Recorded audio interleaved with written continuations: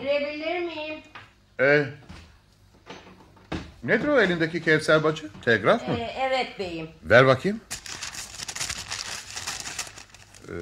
Yarın öğleye doğru İstanbul'dayım. Stop. Yanımda eşim ve ailesi var. Stop. Bizi rıhtımda karşılamaya gel. Stop. Selamlar, sevgiler. Stop. Bilal Pamukçu. Özür dilerim oğlum. Duydun. Telgraf Bilal'den geliyor. Bak sen, üstelik de evlenmiş. Vapuru biraz sonra rıhtımda, hemen hazırlanıp gitmem gerekiyor. Bilal Pamukçu, Bilal Pamukçu. Bıktım ben bu Bilal Pamukçu'dan. Canım, şunca yılın dostu, ayrıca iş ortağım. Başka ne yapabilirim ki? Durma baba, koş git karşıla efendini. Sana biraz önce Roma'dan söz ettik. Onun dönmesi bir karar vermene engel mi? Sinirliliğinle beni de sinirlendiriyorsun. Para makinesi miyim ben? Dur bakalım, böyle bir konuda bir şipşak karar verilemez. Ama Seda'ya kararımızı haber vermeliyim. Eğer o sabırsızlanıyorsa oturup kalbur üstü dediğin dergilere birkaç şiir daha yazarak oyalansın. Baba sen... Peki. Kusura bakma. Baba oğul olarak birbirimize böyle davranmamız doğru değil. Düşünmeliyim bu konuyu. En geç 2 gün sonra kararımı bildiririm. Sahi, telefon numaranı da bilmiyorum ki. İşte yazıyorum. Tamam. Ne zaman ararsan beni bu numarada bulabilirsin. Bu arada eşi bulunmaz değerli dostun Bilal Napolyon Don Kişot Kazanova Pamukçu'ya saygılarımı iletmeyi sakın unutma.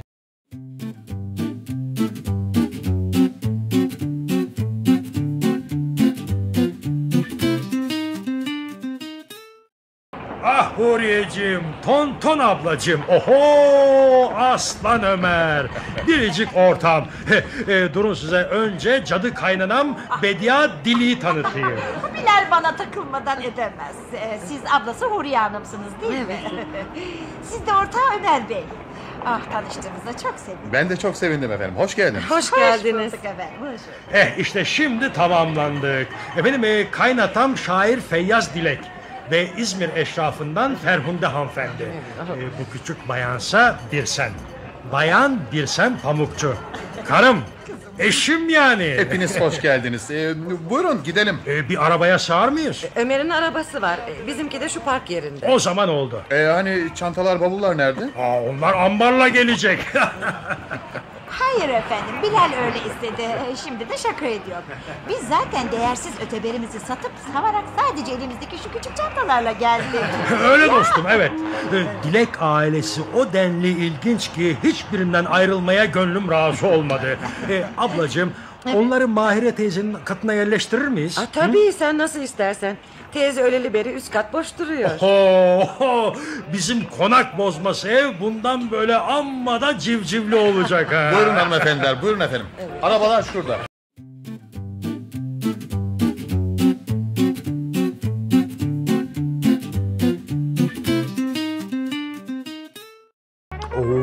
Nefis. Afiyet olsun, afiyet olsun. Huriyeciğim, doğrusu bayıldım sana. Bize ne güzel yemekler yedirdin. Ya konukları öyle üst kata hemen yerleştirivermen. Ablam isterse yapar. Ama sen de benim sayın konuklarıma konuk falan diyemeyeceksin, karışmam. Onlar temelli başımızın tacı olarak üstümüzde oturacaklar. Nasıl ablacığım? Tabii, elbette. Yalnızlıktan kurtulduğuma seviniyorum. Ömer, sevgili dostum, yani şaşılacak şey. Hala inanamıyorum. Bir adam aslında Türk edebiyatı tarihine geçecek şiirler yazıyor da kimsenin ruhu duymuyor, kılı kıpırdamıyor. Evet. Ya bu büyük adamın, bu şiir dahisinin 3 kadınla birlikte yokluk içinde Karşıyaka'da ufacık bir evde yaşama zorunda bırakılışı rezaletine ne buyrulur ha? Ama görecek onlar. Çok geçmeden Pamar Yayın Evi'nin yeni bir Yahya Kemal keşfettiğini görecekler. İki gözüm, sana ne diyorum? Bunların farkına varılması için meğer bir İstanbullunun İzmir'e gitmesi gerekiyormuş. Evet. Öyle anlaşılıyor. Dostum, benim bildiğim kardeşin Memduh sahne yöneticisidir. Evet. Hangi oyunun değerli olup olmayacağını, tutup tutmayacağını hepimizden çok o anlar. Onu ve karısı İclal'i bize akşam yemeğine çağırsan, Ahmet'i de çağırsan, aile toplansa, hep bir araya gelsek, kaynatam bize yeni yazdığı oyunu okusa, ha? Harika bir şey olur. Memduh'la İclal şu sıralarda sahneye koyacak bir oyun arıyorlardı. Olur, söylerim, gelsinler. Ama Ahmet'in gelme olasılığı biraz zayıf. Sen İzmir'deyken haberin yok. Çekti gitti evden. O zamandan beri daha bu sabah görüşebildik. Aldırma canım, gençlik kaprisidir, onu da çağır. Bakayım, gelirse gelir. Ay nasıl da beceriksizim. Kaynanacığım ne oldu? Likör kadehini üzerime döktü. Hiç önemi yok canım, hiç. Kocanla vapurda anlaştık. Pazartesinden sonra hepinizi baştan aşağı donatacağım. Hayır Bilal, hayır. Zaten şimdiye değin bize çok büyük yardımlarda bulundun. Bu fazla olur. Ömer, kaynanama dikkat et. Yanacıkları elma gibi kızarıvermiyor mu? Bitiyorum yani, bitiyorum. Efendim, izninizle ben artık gideyim. Şimdilik Allah'a ısmarladık. Git ve akşama hep birlikte gelin. İki aile tanışsın, sevsin birbirini, kaynaşsın. Bunu ben istiyorum. Dur seni geçireyim. Telgraf çekip seni düğüne çağırmam gerekirdi dostum. Ama ne yalan söyleyeyim, kızım olacak yaşta bir kızla evlenmemi yersiz bulmandan çekindim. Nasıl buldun onu? Doğru söyle. Çok genç, çok sevimli ve gerçekten güzel. Değil mi ama, değil mi ama? Şu sağdaki Madonna heykeliyle çizgilerdeki benzeyişin farkına vardın mı? Kendisini görür görmez benim dikkatimi çeken de bu oldu işte. Şimdi daha iyi anlıyorum. Yakışıklısındır. Çevreni saran bir sürü kadına karşı direnmesini bilirsin ama bir sanat yapıtına karşı her zaman silahsız kalırsın.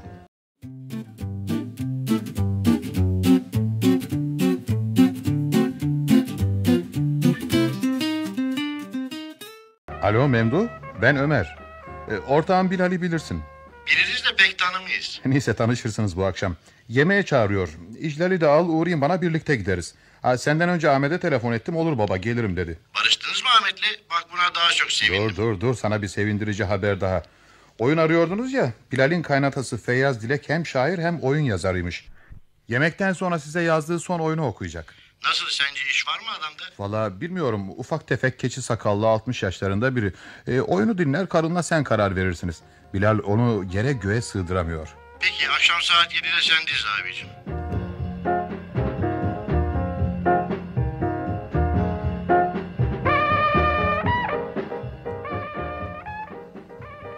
Ahmet, bir senle sen gençsiniz. Feyyaz Bey'in okuyacağı oyun ağır bir oyun, sıkılırsınız.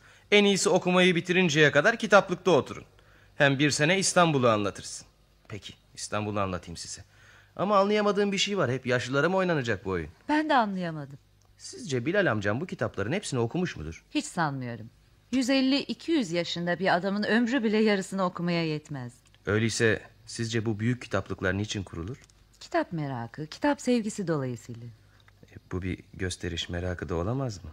Bilal'in işi kitap yayınlamak olduğuna göre zengin bir kitaplık sahibi olması çok doğal. Seviyor musunuz onu?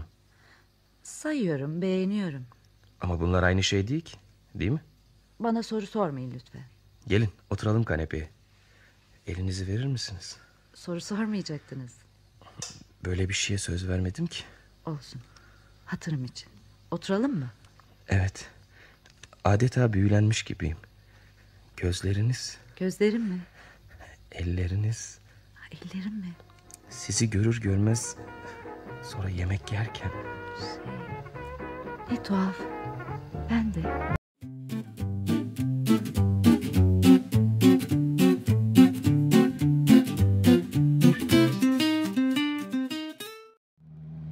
Ahmet, şu Roma yolculuğu için sana 2 güne kadar telefon ederim. Efendim baba? Ne o? Hala toparlanamadın. Roma yolculuğu için diyorum. Roma mı? Ha, ya evet tabii. Tamam, anlaştık baba. Bizim oyun dinlerken saatlerce başımız şişti. 2. perdede herkes ölüyor. Senin içeride kitaplıkta herhangi bir falson olmamıştır umarım. Ne gibi? Hani belki de istemeden yaptığın bir hareket, bir davranış, ağzından kaçıveren bir söz, ne bileyim, seni çağırmak için içeri girdiğim zaman bir senle sen çok dalgın, adeta bitkin gibiydiniz de sana 2 kez seslenmek zorunda kaldım. Dalgınlık mı? Evet, olabilir. İçimden gelen sese uyduğum zaman gerisini düşünmem. Herhangi bir şey rahatsız etmez beni. Yani duygularının sürüklediği her yer. Sence doğru mu? Sözü nereye getirmek istiyorsun? Daha açık konuş baba. Hiç. Peki, zarar yok. Ben aldanmış olabilirim.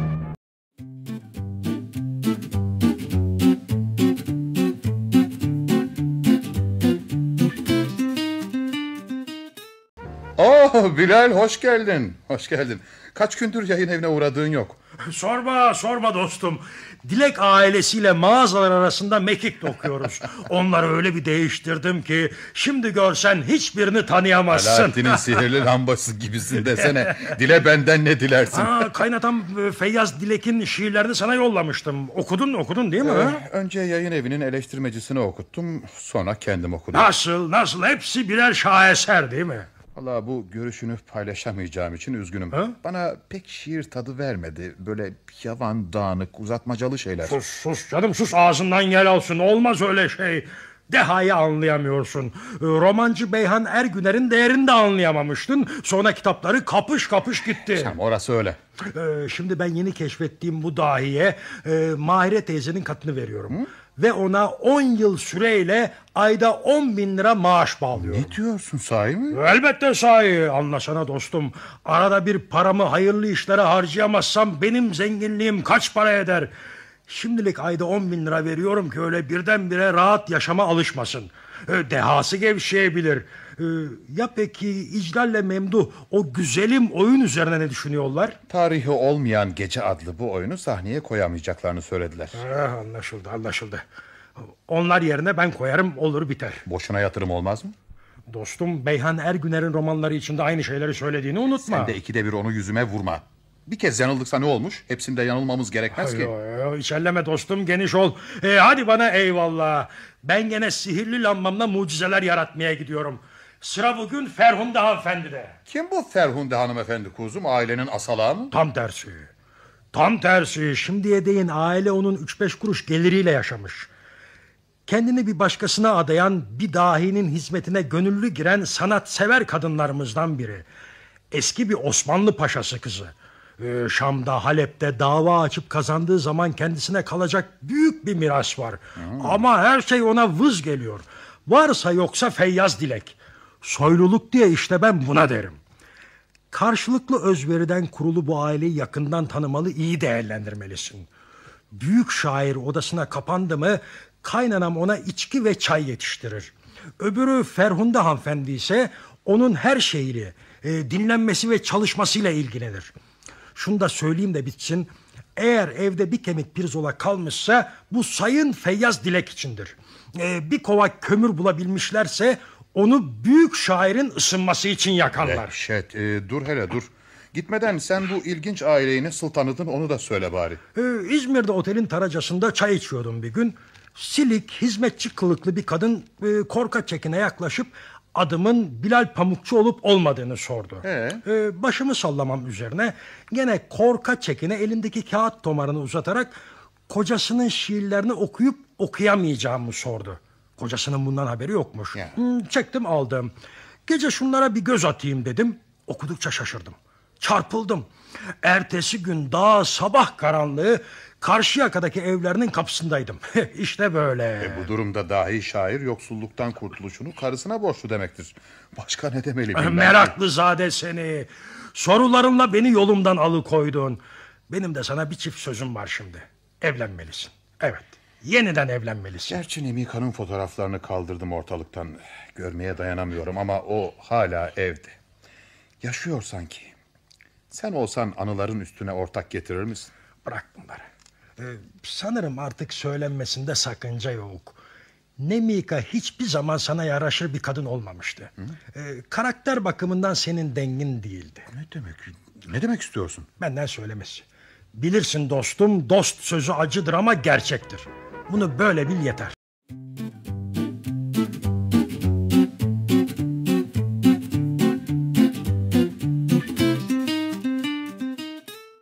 İşte beklemiyordun ama geldin baba. Bana ne olduğunu gerçekten anlayamıyorum. Geçmişin bütün olaylarını unutsak, annemin ölümünden sonra sipsivri ortada kalmış iki insan olarak yeniden bir araya gelsek olmaz mı? Bunu çok istediğimi bilirsin. Durmadan tartışmamız çok saçma oluyor. Galiba kapı çalındı. Kevser bacağı açar. Ben diyorum ki... Karımla ben seni böyle apansız rahatsız ettiğimiz için özür dileriz dostum. Oho, Ahmet de buradaymış. İyi akşamlar efendim. İyi akşamlar, buyurun.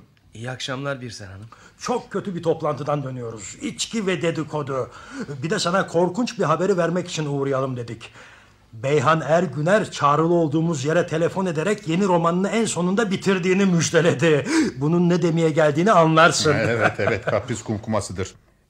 Geciktiğimiz an romanı başka bir yayın evine vermekle tehdit ediliriz. Tamam. Genç güzel karımı oralara sürükleyemem. Çok kötü zamana rastladı bu iş. Ama yapılacak başka bir şey de yok gibi. En azından 2 hafta sürecek bir yolculuk. Yarın sabah erkenden Bodrum'a hareket etmek zorundayım. Gerçekten kötü. Kaynatam bırakalım şiirlerini yazsın. Bu kaynanamla Ferhunde hanımefendinin sürekli olarak fazla mesai yapacakları anlamına gelir. Öte yandan da bir senin evde tek başına tıkılıp kalmasına içim el vermiyor doğrusu. Artık angarya saymazsanız ona biraz hava aldırmak, onu biraz gezdirmek size düşüyor. Hay, angarya ne demek Bilal amca? Canla başla. Olur dostum. Gezilere Memduh'la İhlal de katılabilirse tabii daha iyi. Teşekkürler. Siz dua edin de mağarasına kapanmış şu korkunç Beyhan Ergüner'le boğuşacak gücü kendimde bulayım.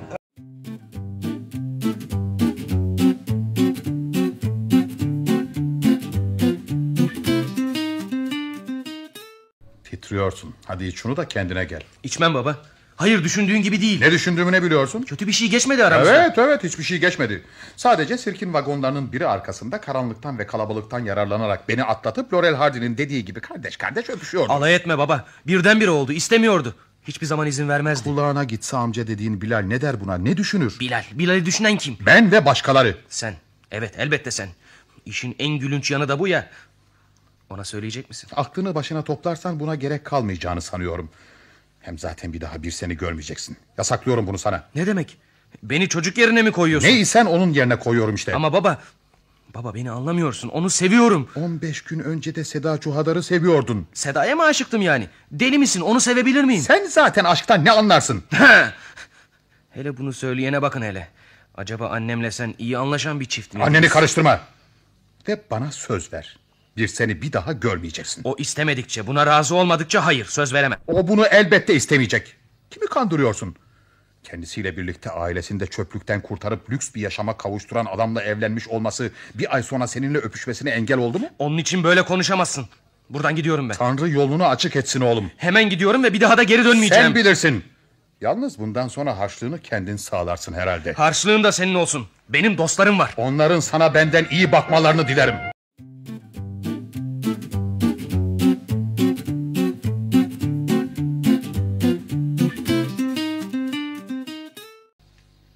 Alo?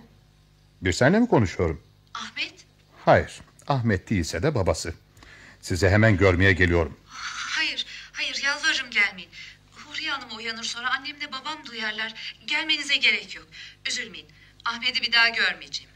Bu işin nasıl olduğunu bilmiyorum. Utanıyorum kendimden. Sahi mi? Ne olur inanın bana Ömer Bey, bir daha olmayacak. Size inanmam için ortada haklı bir neden var mı? Pekala. Haberiniz olsun. Ahmet sizi bir daha görmeyeceğine yemin ederek biraz önce kapıları çarparak çıktı gitti evden. Önemli değil. Asıl ben onu görmeyeceğim. Nasıl oldu da böyle bir şey yapabildim? Bilal'le evliyim.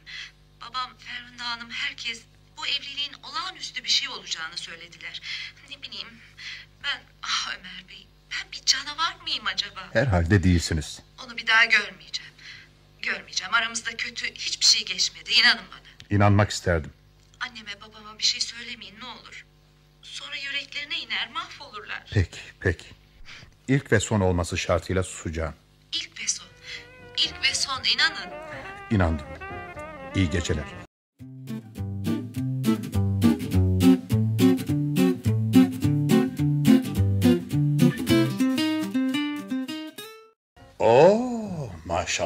Maşallah rica ederim rahatsız olmayın. 2 kumru Florya'da yazlık evimde baş başa. Garajdan arabamı da yürütmüşsün Ahmet. Ta buralara amcanın arabasıyla geldim. İyi yetiştirmişim, her şeyi beceriyorsun, aferin sana. Ya size 3 gün önce telefonda hıçkıran Birsen Hanım, ya size ne demeli? Ahmet, babanıza her şeyi açıklasanıza. Hiç değilse bunu yapabilirsiniz. İyi. Sayın Ömer Ar, işte burada gördüğünüz gibi karşılıklı oturmuş tartışıyorduk. Siz beni tam 36 saat telefonun önünde diz çökmüş yalvarırken görecektiniz. Görülmeye değerdi. Bilal'den boşanmasını, benimle evlenmesini istiyordum. Onu geri götürebilirsiniz ve kutsayarak alnından öpebilirsiniz. Çünkü verdiği söze, Kocasına çok bağlı. Yeter artık, bu komediyi uzatmayın. Gelin hemen gidelim Birsen Hanım. Ahmet. Ben kalacağım.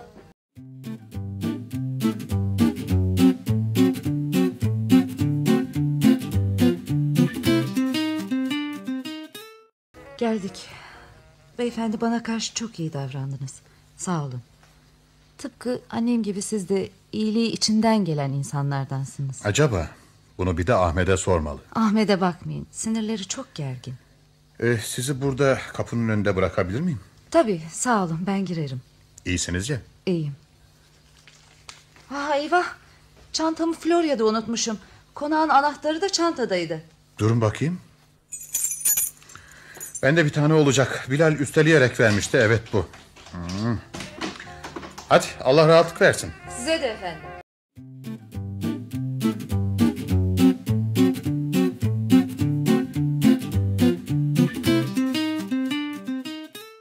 Bilal, bir tuhafsın. Ne var, bir şey mi oldu? Evet. Her şeyi öğrendim. Ben Bodrum'dayken olanların hepsini. Buraya eve sürpriz yapmak için apansız geliyor ve karımı oğlunun kolları arasında buluyorum. Tuttuğum gibi kapı dışarı ettim. Söyle ona, bir daha sefere alimallah kafasını ayaklarını kırarım. Hadi bakalım. Hadi şimdi sen konuş. Bu durumda ne diyebilirim? Hepsi bu mu? Sana bir yayın evi satın aldım. Seni ortak ettim. Seni bir dost, bir kardeş bildim. Karşılığında ben evden ayrılır ayrılmaz oğlunun karımla ilişki kurmasına engel olamıyorsun. Pekala anlaşıldı. Hemen yarından tez yok, bu işe yatırdığım parayı geri çekeyim de gör gününü. Bilal, rica ederim. Lütfen siz bu işe karışmayın Birsen Hanım. Öfkeden ne dediğini bilmiyor. Bak Bilal, Ahmet çekilmez bir çocuk oldu. Bunu kabul ederim. Aklını başına devşirmesi için her şeyi yapacağım. Ömer Bey, durumu bari siz anlayın. Ahmet buraya bana alasmaldık demek ve benden özür dilemek için gelmişti. El ele göz göze bir veda sahnesi. Çok dokunaklı. Size demin söylemiştim. Neyi? Ahmet'in bana aşık olduğunu. Bu bağışlanmaz bir suç mudur? Ben deneylerim o denli az ki. Bak hele deneyleri azmış. Kızım, Karşıyaka'da kulübende sürünürken sana hiç kimse yeni evli bir kadının genç bir adamla el ele tutuşup göz göze gelemeyeceğini söylemedi mi? Aramızda kötü bir şey geçmedi. Bunu deminden beri size yinelemekten bıktım artık. Her şey bitti. Zaten başlamamıştı. Durup sahne yaratıyorsunuz. Karına inan ve onu lütfen rahat bırak Bilal. Oğlunu anladık. Karımın da mı avukatısın, onu anlayamadım doğrusu. Pis asalaklar. Hepinizin çanına ot tıkayacağım. Göreceksiniz. Yalvarırım, ne olur onun sözlerini aldırmayın Ömer Bey. Gidin, gerekirse size telefon ederim. Ama gerekmeyecek. Bu işi ben çözümleyeceğim.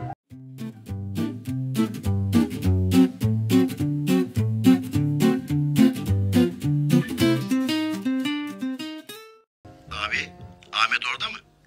Hayır, deminden beri ben de onu arıyorum. Bize geldi, 1 saat önce de ayrıldı. Ne oldu kuzum, gene mi tartıştınız? Elleri öyle titriyordu ki bir ara sigarasını bile yakamadı. Daha kötüsü... Abi, oturma odasındaki çekmelerin birine koyduğum tabanca şimdi yerinde yok. Ne diyorsun? O aldı herhalde. Başka kim alır? İclal de diyor ki onun Birsen'le bir ilişkisi varmış. Acaba Bilal'in evine telefon etsek sorsak mı? Hayır. Hemen gelin buraya. Önce oğlanı aramakla işe başlayalım.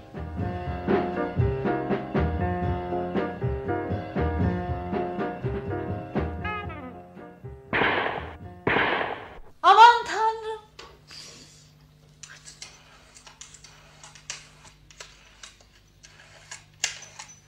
Ömer Bey. Alo, Ömer Bey, siz misiniz? Evet Birsen Hanım, benim. Ömer Bey, ben şimdi odamdayım. Siz gittikten sonra Bilal beni buraya kapattı. Uşak Mustafa'ya izin verdi. Babam, annem, Ferhunda Hanım bu gece sokağa çıktılar. Huriye Hanım da zaten konakta yok. Korkuyor musun? Çok korkuyorum Ömer Bey, gelin. Hemen gelin ne olur. Çünkü ne? aşağıda salonda 2 el tabanca sesi duydum da telefonu size ondan açtım. Ne bir konuşma, ne bir başka bir ses. Polisi mi arasam, ne yapsam? Hayır. Kardeşim Memduh'la karısı İclal burada.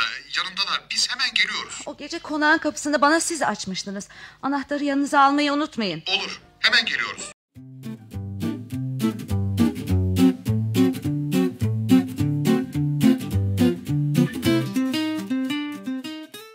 Memduh, İclal, önce salona bakalım. Tabanca sesi oradan gelmiş. Aman Tanrım. Bilal. Şöminenin önünde sırt üstü. Gömleğinin önü kıpkızıl. Ölmüş. Tabancayı gördünüz mü? Tam yanında, halının üzerinde. Evet, benim tabancam. Bu ne keskin ışık.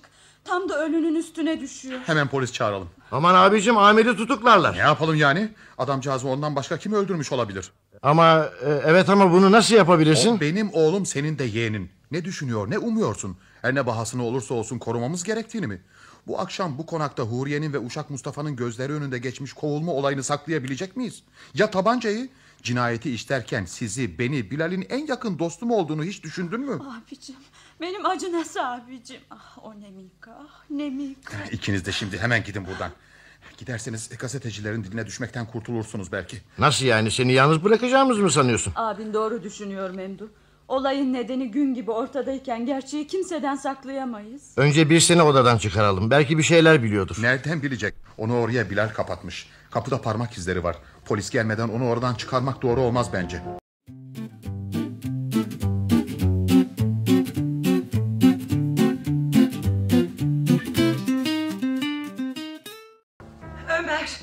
Ömer, dışarıdaki o polis arabaları. Ömer, neler oluyor Allah'ını seversen. Bilal için geldiler. Huriye, sana kötü bir haber vereceğim için çok üzgünüm ama Bilal ölmüş. Aman. Daha doğrusu öldürülmüş. Çok üzgünüm Huriye. Sana başkomiser Şeref Bey'i tanıtayım. Efendim, Bilal'in ablası Huriye Hanım. Seni herhalde... Hayır, şimdi değil. Lütfen öbür hanımların yanına çıkın hanımefendi. İclerle Bilsen yukarıdalar Huriye. Peki. Cinayet saat 9 ile 9:30 arası işlenmiş olmalı. Evet başkomiserim, çünkü bayan Birsen Pamukçu silah sesi duyup da bana telefon ettiği zaman saate baktım, 9'u çeyrek geçiyordu. Böylece zaman doğru tespit edilmiş oluyor. Siz öldürülen Bilal Bey'in ortağı Ömer Bey'siniz değil mi? Evet. 2 eski arkadaşken sonra yayın evi ortağı olduk. Evli misiniz Ömer Bey? İdim, karım öldü. Tamam, olayı şimdi hatırladım. 19-20 yaşlarında olması gereken bir de oğlunuz var sanırım. Evet, var, evet. Ya Bilal Pamukçu, evleneli çok oldu mu? Aşağı yukarı 1 ay. Karısını İzmir'de tanımış. Kaynatasının yetenekli bir şair olduğu kanısına varınca bütün aileyi buraya getirdi. Şimdi hepsi konağın üst katındaki dairede oturuyorlar. Anlıyorum. Bay Pamukçu daha önce evlenmiş miydi? Hayır, bu ilk evliliği. Olay öncesi karısını odasına Bay Bilal Pamukçu kapatmış. Neden? Tartışmışlardı. Ama neden tartışmışlardı Ömer Bey? Oğlum dolayısıyla. Oğlunuz dolayısıyla tartışmalarının nedeni neydi? Çünkü Ahmet, yani oğlum, bayan Birsen Pamukçu'ya aşık olmuştu. Anlıyorum. Bilal bir iş için Bodrum'a gittiği sırada buna engel olmak için elimden geleni yaptımsa da başaramadım. Ortağım çok alıngan, gururlu bir insandı ve kızdığı zaman da... Bana sadece olayları anlatın Ömer Bey. Bilal hemen konağa gelmem için bana telefon etti. Buraya geldiğimde karısıyla odada yalnızdılar. Oğlumu denetim altına almadığım için beni suçlayarak ortaklığı bozacağını söyledi. Sonra gene karısıyla tartışmaya başladı ve beni de kovdu. Karısı Birsen oğlunuz Ahmet'e aşık olduğu için mi? Size karısının oğluma aşık olduğunu hiç söylemedim. Gerçi söylemediniz ama ben öyle anladım, tamam mı? Bilmiyorum. Her yorumunuza katılamam. Abi azıcık düşünerek konuş. Birsen Ahmet'i sevmiyor mu? Bunu bilmek neyi değiştirir? Bir adam öldürülmüştür Ömer Bey. Bu adamın karısı oğlunuza aşıksa çok şey değişir. Sizce Bay Pamukçu'yu öldüren kimdir? Bence oğlumdur. Abi çocuğu ateşe atıyorsun, kendine gel. Kendim değil Memduh, merak etme. Oğlunuzu tutuklamak zorundayız Ömer Bey. Nerede o? Bakın, bunu hiç bilmiyorum. Geçinemediğimiz için Beşiktaş'ta kendine bir ev bulmuştu. Neresi diye sormadım. Anlıyorum. Belki Bayan Pamukçu yerini bilir. Kapıda bir polis gördük. Ömer Bey, neler oluyor kuzum burada? Siz üçünüz nereden geliyorsunuz Ferhunde Hanım? Nereden olacak? Bediye, Feyyaz, ben tiyatroya gitmiştik bu gece. Tiyatrodan geliyoruz. Aman Allah'ım! Bilal Bey'i öldürmüşler.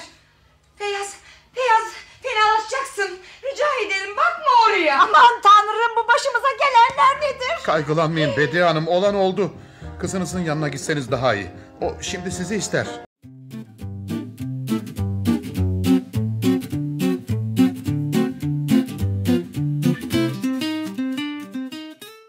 Ben Ömer Ar, Ahmet'in babası. Siz de Seda Çuhadar.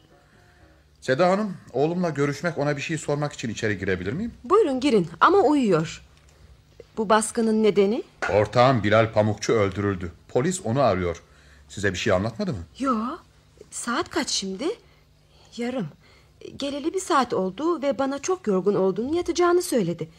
Sakın gene bir seninle ilgili bir şey olmasın. Bir senden haberiniz var demek. Kocası öldürüldü. Deve boyuma, miyop gözlerime bakın. Bir senden haberim nasıl olmaz? Ben Ahmet'in sevgilisi değil, ancak ablası, annesiyim. Merak ettim, uyandıralım soralım, adamı o mu öldürmüş? Ahmet, adresi rehberden bulmuş, baban geldi. Baba, gene mi sen? Bilal'in evinden geliyorum Ahmet. Bana ne? Öldürmüşler onu. Açıkça söyle, sen mi öldürdün? Bilal'i ben öldürmek. Oğlumu tanırım. Öldürseydi böyle konuşamazdı. Ahmet suçsuz Seda Hanım. Seda, baba olayı anlatır mısın? Bilal 9'u çeyrek geçe öldürülmüş. Bir sen aşağıdan tabanca sesleri duyunca bana telefon etti. Amcan, yengen ve ben hemen konağa gittik. Ölüyü salonda bulduk. Polisi çağırdık. Amcamın tabancasıyla mı öldürülmüş? Evet. Evet ama sen bunu nasıl bildin? Sus Ahmet, sakın konuşma. Baban seni tuzağa düşürmek istiyor. Belki polisi çoktan peşine takmıştır. Baş düşmanın o senin. Daha önce onun bu şaşkın durumunu görmeden önce evet, ama şimdi hayır. Güçlü bir avukat tutup kurtaracağım onu. Suçsuz bir insana zorla hüküm giydiremezler. İnandım ki katil sen değilsin oğlum. Sayın kitapçı, yanıldın. Katil benim. Değilsin. Silah seslerini duydu, bana telefon etti deyince bir seni kurtarmaya çalışıyorsun ama boşuna. Olay sırasında kocası onu odaya hapsetmişti. Kilitlediği kapıda Bilal'in parmak izleri var. Polis bunu tespit etti. Gerçek mi baba? Evet, yemin edebilirim. Pekala. İşin doğrusu şu. Amcamın silahını aşırıp konağa yeniden gittim. Niyetim bir seni Bilal'in elinden kurtarmaktı. Silahın dolu olup olmadığını bile bilmiyordum. Bilal kapıyı açıp beni silahlı görünce fena halde şaşırdı, afalladı. Bu durumda salona birlikte girdiğimiz zaman bir sen bana çok kızdı. Aldı elimden silahı. İşte o zaman Bilal Azrail kesildi. Vurdu bana. Neden karşı koyamadığımı bilemiyorum. Kendimi sokakta kaldırımın üzerinde buldum. Konağa saat kaçta gitmiştin? Bilmem ki. 8 falan olmalı. Konağa girişim, bir senin silahı alışı, pataklanışım, sokağa atılışım belki birkaç dakika sürmüştür. Üstümü başımı silkeleyerek kör bir yürüyüş tutturdum. Bir sinemadan birine daldım işte. Bari girdiğin sinemayı hatırlamaya çalış. Harbiye'de cadde üzerinde bir sinemaydı. Peki seni tanıyacak birisiyle karşılaşmadın mı? Hayır. Neden? Bana inanmazlar mı demek istiyorsun? Ahmet, bu durumda sana kim inanır?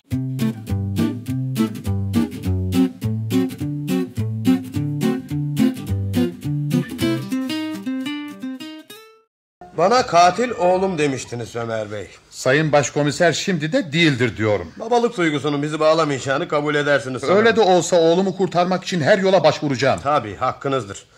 Ancak yanınızda Ahmet Ar'a 2 soru soracağım. Ahmet Ar, söyle. Bilal'in uşağı Mustafa Tekben'le aranızda bir düşmanlık var mı yok mu? Ona konağa ilk gelişinde şu Bilal pisini ne olursa olsun temizleyeceğim dedim mi demedim mi? Uşak Mustafa ile aramızda neden düşmanlık olsun? Öte yandan ona böyle bir şey söylemiş olabilirim. Ama oğlum Bilal'e çok kızgındı, ne dediğini bilmiyordu. Oğlunuz tutuklandı Ömer Bey.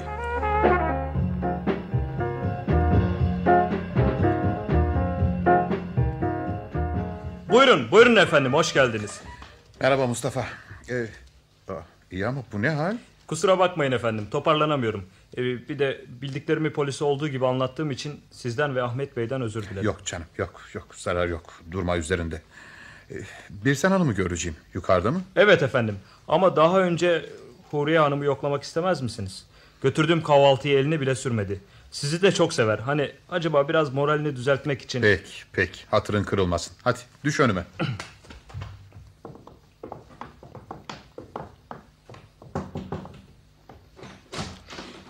Bakın hanımefendi, kim geldi?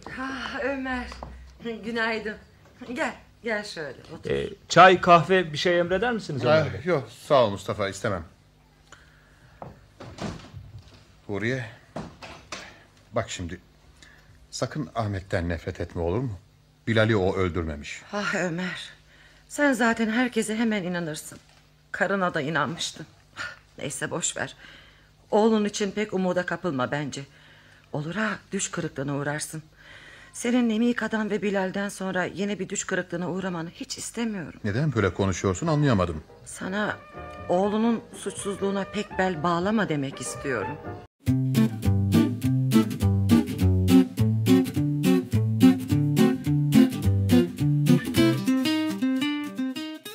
Birsen Hanım, Benden Ahmet'in salona elinde tabancayla geldiğini saklamıştınız ya.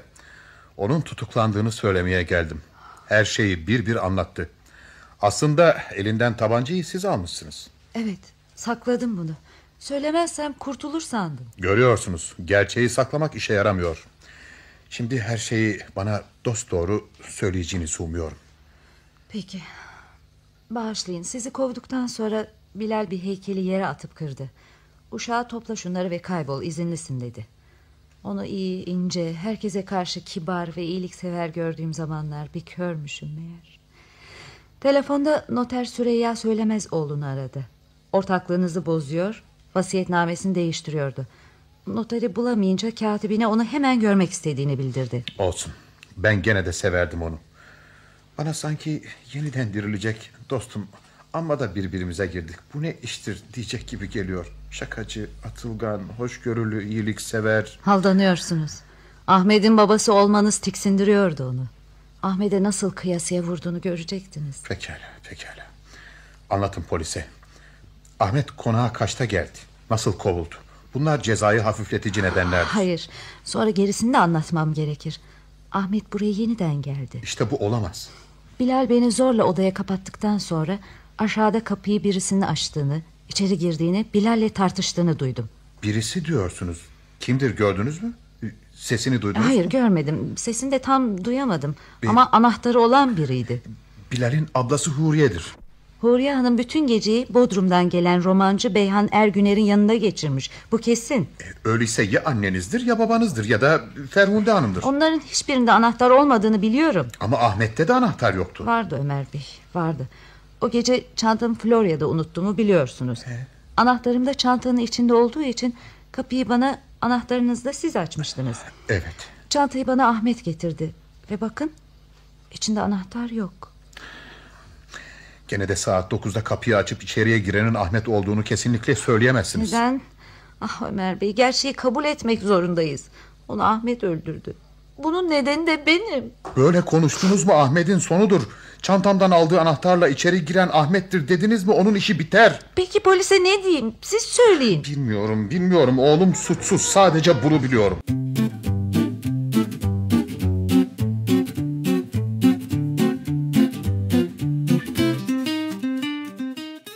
Efendim bir senle görüşmeye gelmişsiniz. Bedia'dan bunu duyunca benimle de görüşmenizi diledim. Kırmadınız, bana onur verdiniz. Sağ olun. Efendim sizden öğrenmek istediğim bir iki önemsiz sorun var. Zamanınızı çok almadan hemen konuşabilir miyiz? Tabii Feyyaz Bey, tabii. Önce başınıza gelen olayın bir babanın başına gelebilecek en acı, en üzücü olay olduğunu söylemek isterim. Ve bu arada Ömer Bey, biraz da kendimi düşünmeme kızmazsınız sanırım. Böyle kritik bir zamanda durmadan yeni şiirler ortaya koyan bir şairin, gerçek anlamda bir şairin rahat, kolay bir yaşamı aramasını hoşgörüyle karşılayacağınızı umuyorum. Efendim biz şiirlerimin yayınlanması konusunda nasıl diyeyim, Bilal'le yazılı bir sözleşme imzalamıştık. Bunlar aynı koşullarla basılacak mıdır? Basılacaktır. Ya Tarihi Olmayan Gece adlı oyunum Ömer Bey? Oyununuzun basılacağını, oynanacağını sanmıyorum. Her neyse, başkasını buluruz. Bir de Bilal bana ayda 10.000 lira verecekti. Bunu nasıl çözümleyeceğiz? Bu işi Bilal'in özel avukatı ve noter Süreyya Söylemezoğlu ile görüşseniz daha iyi olur. Bilal'in ölümü birçok şeyi değiştirecek çünkü. Ya. Evet. Sorularınız bittiyse şimdi bir iki şey de ben söyleyeyim. Siz saat 8'den sonra burada yalnızdınız. Bilal size aşağı kattan telefon etti. Aranızda her şeyin bittiğini, İzmir'e dönmek için toparlanmanızı söyledi. Siz de aşağı inip onu öldürdünüz. Sizce Bilal aşağı yukarı bana kaçta telefon etti? Saat 8'den sonra. Peki cinayet sizce kaçta işlenmişti? Saat 9'u 20 geçe. Bir dakika.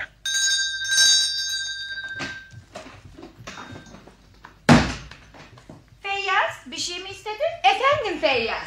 Hiçbir şey sormadan, hiçbir şey sormadan benim sorumu yanıtlayın. Evde yalnız kaldığım zamanlar telefon çalarsa ne yaparım? Duymazsın. Yani duysan bile aldırmazsın. Tamam mı Ömer Bey? Oldu mu? Ferhunde sen değil, Bedia sen. Ayrıca Ömer Bey'e Dün akşam üzerinden konağa dönüşünüze değin. Ferhunde ile ikinizin ve benim zamanı nerede nasıl geçirdiğimizi anlatır mısın? Tabii. Saat 3'e doğru Ferhunde ile alışverişe çıktık. Sana İzmir'dekine benzer bir çalışma masası almak istiyorduk. Sonra saat 5'e doğru berbere gittik. Evet. Senin için buzdolabına bir şeyler bırakmıştım. Saat 8.30'da da tiyatronun önünde buluşacaktık. Pekala, şimdi ikiniz de söyleyin. Tiyatronun önünde saat kaçta buluştuk? Saat 8.30'da. İyi biliyorum. Evet, tam 8.30'da. Siz cinayetin saat 9'u çeyrek geçe işlendiğini söylediniz değil mi efendim Ömer Bey?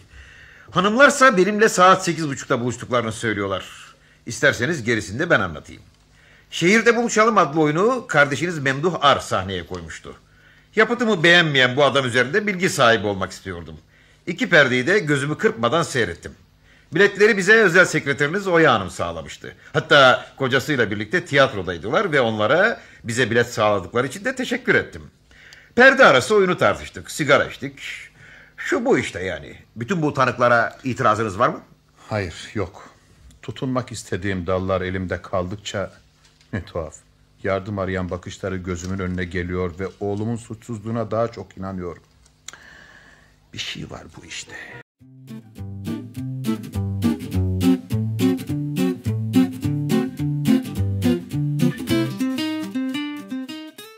Ahmet baban senin suçsuz olduğunu söylüyor. Çağırdım geldi. Sana onun yanında soruyorum. Bilal Pamukçu'nun vasiyeti gereği bütün servetinin sana kalacağını biliyor musun, bilmiyor musun? Ne? Bir dakika Ömer Bey, oğlunuz konuşsun. 2,5 yıl önce bürosuna çağırmış, notere bu yolda direktif vereceğini söylemişti ama ben istememiştim. Hiç ilgilendirmemişti onun parası beni. Evet, ama durumu öğrenmiştin, biliyordum. O zaman şu anahtar işini de açıkla bakayım. Anahtar mı? Ne anahtarı baba? Basbayağı anahtar. Konak kapısının anahtarı. Bir senin çantasının içindeymiş. Çantayı da bir sene sen götürmüşsün. Allah Allah. Çantayı açıp acaba içinde ne var diye bakacak mıydım yani? Benim anahtardan falan hiç haberim yok. Doğru mu? Yemin eder misin? İstediğin yemini ederim baba. Eğer gerçeği kavrayabilseydim sana karşı başından beri böyle davranmazdım. Ben sandım ki annemi... Söyle. Hayır. Artık çok geç. Ama Bilal'i ben öldürmedim. İnan baba. Ben bütün gününüzü biricik dostunuz Bilal Pamukçu'nun mezarı üstüne kapanıp ağlamakla geçirdiğinizi sanıyordum Ömer Bey. Demek oğlunuzu arayıp sordunuz, görüştünüz onunla. Zavallı Bilal Pamukçu size ne yaptı ki onunla ve benimle böyle alay ediyorsunuz? Zavallı mı? Güldürmeyin beni. Dünyada tanıdığım en kaypak insanlardan biridir o. Bir ölünün ardından böyle konuşmayın Seda Hanım. Öldü diye pisliklerinden, bayağılıklarından arındıracak mıyız onu? İnanın ki değmez. Bakın, oğlum size sığınmıştı. Benden kopmuş, bu evde kalıyordu. Ama gene de sözlerinize dikkat edin Seda Hanım. Anlaşılan ortağınızın karakteri ve size, ailenize yaptığı kötülükler hakkında sizin hiçbir şeyden haberiniz yok. Herkes bu konuda iyi kötü bir şeyler biliyor. Sizse bulutların üstünde yaşamışsınız. Bundan 3 yıl önce 22 yaşında 3 adımdan koca ineği göremeyecek kadar miyop bir kız Hendek'ten kalktı, İstanbul'a geldi. Manzum romanını yolladığı bir yayın evinin patronundan kendisini öven bir çağrı mektubu almıştı. Sevinçten uçuyordu. Patron onu önce içkili bir gazinoya götürdü. Sonra da özel dairesine. Güzel görünmek için gözlüklerini çıkarmış olan genç kız çok kritik bir anda kapıya gelmiş genç bir kadının yıldırım çarpmış gibi Bilal Bilal diye inleyen sesini, kapıyı çarparak gidişini duymuş ama yüzünü seçememişti. Durum açıktı. Adam kadınla olan ilişkisini kesmek için aslında hoşlanmadığı genç kızı bir oyunun içine katmış, onu maşa gibi kullanmıştı. Kız ağlayarak koşarak şimdi ölmüş bulunan halasının bu evine geldi ve bütün yediklerini çıkardı. Kızın adı Seda Çuhadar'dı. Patronun, o iğrenç oyunu oynayan adamın adıysa Bilal Pamukçu. Olamaz. İnanılacak şey değil bunlar. Bilal temiz adamdı. Kadınlardan kaçardı. Dostlarına karşı açık, dürüst davranırdı. Ne olur açın gözlerinizi, uyanın artık. Ahmet'in annesinin, yani eşiniz Nemika Hanım'ın intihar etmeden önce size yazdığı mektuptan da mı haberiniz yok? Ne mektubu? Nemika canına kıymadan önce bana mektup mu bırakmış? Ben böyle bir mektup görmedim. Sahi mi? O zaman her şey değişir. Ahmet bu mektubu okuduğunuzu sanıyordu. Ben de öyle sanıyordum. Demek elinize geçmemiş. Mektubu sümeninizin altında bulmuştu. Oradan almıştı. Zarf açıkmış. Uzun bir mektuptur. Şimdi nereye sakladı acaba? Nemika Hanım sizinle evlenmeden önce Bilal Pamukçu ile sevişmiş. Evlendikten sonra bu ilişkiyi kesmek istemişse de adam yarı güzellikle yarı şantajla onu hala bu yolda sürüklemeyi başarmış. Kadıncağızın silkinmeleri hep boşa gitmiş. Sonunda mektuptan anlaşıldığına göre Nemika Hanım kesin bir kararla özel daireye geldiği gün Sedir'de beni ve Bilal'i görüyor. Artık kadınlığıyla, gururuyla bu denli oynanmasına dayanamayarak... Susun artık. Zihnimi karıştırdınız. Karıma ve bir dosta duyduğum inancı yıktınız. Karınız sizi gerçekten sevmiş. Ama şantaj elini kolunu bağlamış. Bilal'le dostluğunuza gelince o çoktan yıkılmalıydı Ömer Bey.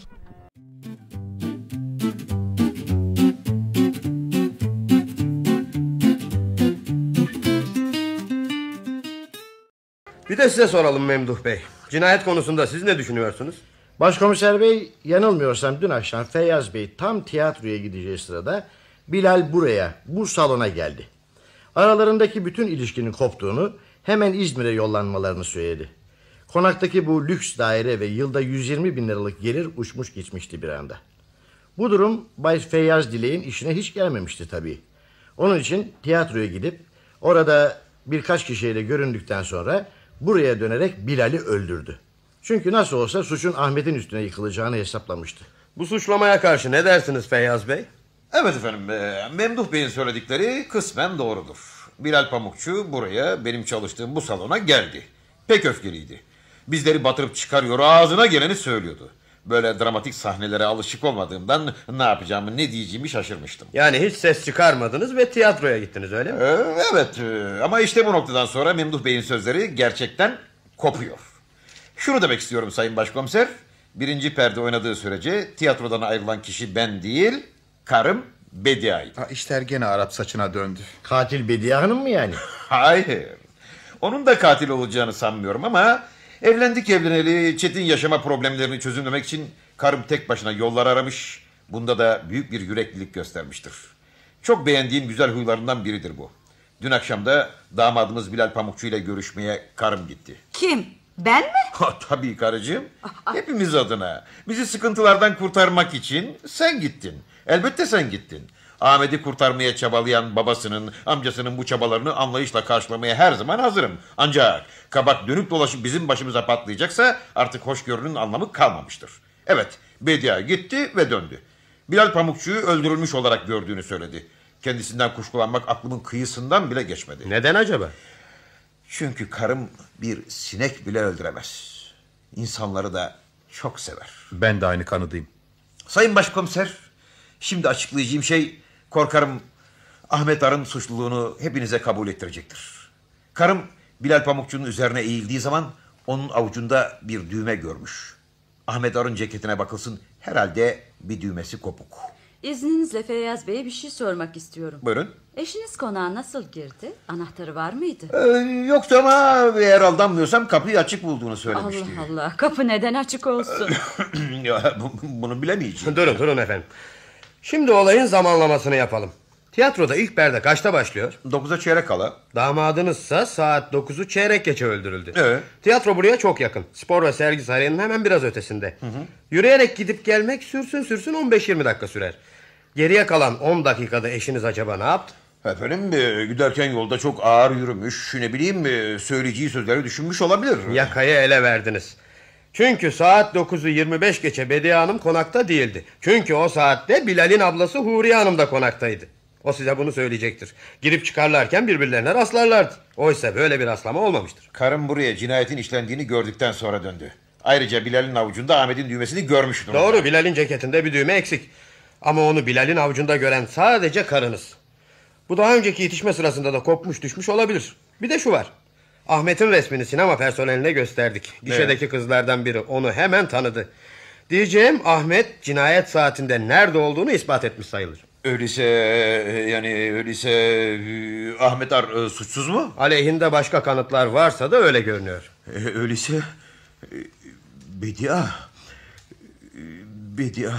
benim acınası Bedia'm. Neden bize yalan söyledin? Damadımızı öldürdüğünü neden bizden sakladın? Anne, doğru mu babamın sözleri, gerçek mi bu? Kızım, ne diyeyim bilmem ki. Bedia Hanım, işte benim sahneye koyduğum Şehirde Buluşalım adlı oyunun programı. Sizden rica etsem, oyunda rol alanların adları yazılı sayfayı açar ve bize ilk oyuncu Hikmet'in rolünü anlatır mısınız? Hayır, anlatamam, olmaz. Niçin? İlk perdeyi seyrettiyseniz anlatırsınız. Lütfen anneciğim, lütfen. Pekala kızım. Senin dediğin olsun. Hikmet postacı rolündeydi. Kapıya bir mektup getirmişti ve çok susamıştı. Hizmetçi ona içmesi için bir şey verdi. Ama ne verdi unuttum. Dur bakayım. Tamam, soğuk ayran verdi. Hepsi bu. Postacının rolü bu kadar. 3. adı okuyun lütfen. Emine Tarı. Baş artistin arkadaşı rolünü oynuyordu. Bir ara komşusu gelip ödünç salça istedi. Emine Tarı nasıl giyinmişti? Kırmızı gül desenleri bulunan mavi bir önlük giymişti. Sevim bunu ona bayram armağanı olarak almış. Of tanrım. Ferhunde Hanım, size gelelim. Lütfen 4. adı okuyun. Yaşar Kılıç. Tamam. Bize Yaşar Kılıç'ı anlatır mısınız? İlahi Memduh Bey, sizin bu saçma sapan oyununuza dikkat etmedim ki. O anda kafam başka şeylerle meşguldü. Ayrıntıya girmeyin. Yaşar kimdir? Oyundaki rolü nedir? Bedia'nın sözü ettiği kadının kızı rolünü oynuyordu. Yumurcak sahneye girdiği zaman nasıl da gürültü koparmıştı değil mi? Evet, bağırıp durmuştu ya. Ama neden bağırdığına dikkat etmedim. Yeter Ferhunde Hanım. Dikkat etseniz de bir şey fark etmiyor. Çünkü Yaşar yumurcak filan değil, komşunun 22 yaşındaki yetişkin oğludur. Öyleyse o küçük kız. 1. perdede küçük kız filan da yok. Başkomiser bey, görüyorsunuz, Bediye Hanım'ın oyuncuları hatırlamasına karşılık Ferhunde Hanım hiçbir şey hatırlayamadı. Oh, dünya varmış. Bayan Ferhunde Kartal, bu konuğa sizin geldiğinizi kestirmiştik. Bayan Bediye Dilek gibi sessiz, kendi halinde bir insan Bay Pamukçu'nun korkunç öfkesi karşısında zaten dikiş tutturamaz. Kuzum, Allah aşkına siz neler diyorsunuz? İzninizle şunu diyorum Sayın Feyyaz Dilek. Sizi destekleyen 2 kadından birini gözden çıkarmak gerektiğini anlayınca karnınızı harcamaktan hiç çekinmediniz. Ferhunde Hanım'ın büyük hayranlığı yeterliydi. Yalnız anlayamadığım bir tek nokta var. Sırf gönlünüzü hoş etmek için işlemediği bir cinayet suçunu eşinizin kolaylıkla kabulleneceğine nasıl güvendiniz? Annemin her şeye kabulleneceğine güvenirdi elbette. Yıllardan beri Ferhunde Hanım'la ikisi onu bir hizmetçi gibi tepe tepe kullandılar. Annem gık demedi. İnsan kullanmasını çok iyi bilirler. Ellerinde ben de bir oyuncaktım. İşte evliliğim, işte sonucu. Bay Feyyaz Dilek, size bir mizansen düzenlendi. Başka çare yoktu. Köşeye sıkıştınız. Polisi, adaleti yanıltmanın, gerçek suçlu yerine bir suçsuzu öne sürmenin ne demek olduğunu bilirsiniz umarım. Mahkemeye ne yüzle çıkacağınızı, kendinizi nasıl savunacağınızı artık siz kararlaştırın. Ama sayın başkomiserim, Siz? Ne olmuş yani? Ferhunde Kartal'ı gerekirse Bilal'i öldürmesi için bu konağa yolladığınızı kabul etmeyecek misiniz? Etmeyeceğim. Kabul etmeyeceğim. Yani gerçeği cinayetten sonra mı öğrendiniz? Evet, yemin ederim. Bu takdirde cinayetten sonra suç ortaklığı yapmakla suçlanacaksınız demektir. Hadi konuşun şimdi, anlatın. Efendim, cinayetten sonra konağa polis gelmişti. Onlar gidince Ferhunde bana Bilal Pamukçu'yu öldürdüğünü söylediği zaman dehşet içinde kaldım. Böyle bir şeyi aklımdan, düşümden geçirmezdim. Ama ben ne yapacağımı bilmiyordum. Korkunç bir umutsuzluğa düşmüştüm. Bayan Ferhunde size anahtarı olduğunu söylemiş miydi? Bilmiyorum. Yalvarırım, bana başka bir şey sormayın artık. Herhangi bir anahtardan söz edildiğini duymadım. Ay, kendimi hiç iyi hissetmiyorum. Kızınız kapatıldığı odada katilin anahtarla sokak kapısını açarak içeri girdiğini duymuş. Duymuştum, evet.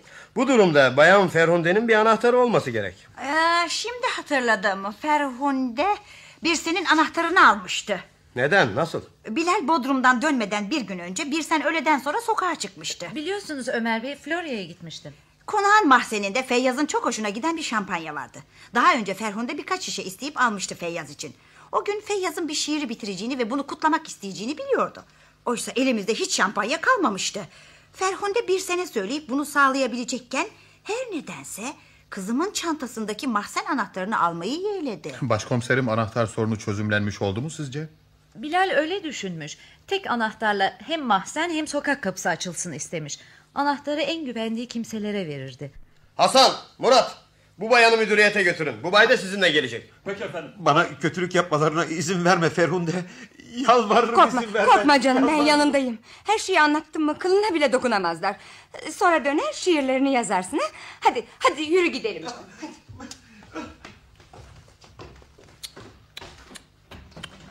Erkek gibi bir kadın, kadın gibi bir erkek. Onlar uyuşmazlarsa kim uyuşur? Çok şükür Ahmet'i kurtardık abicim. Kurtardınız, sen ve Memduh. Hayır, onu sen kurtardın abi. Kardeşiniz doğru söylüyor Ömer Bey. Bediye Hanım, bizimle birlikte gelir misiniz? Sizinle birlikte mi? Nereye? Dalgınlaşmayın kuzum, Ahmet'i tutuk evinden almaya gidiyoruz. Siz de gelirseniz sevinir. Bunca yıl birlikte yaşadık. Nasıl oldu da farkına varamadım. Bütün o yılları unutmanız gerek. Unut gitsin anne. Kolay mı kızım? O zaman siz Memduh ve İclal'le önden gidin bir sen. Ahmet'i alıp bizim eve dönersiniz.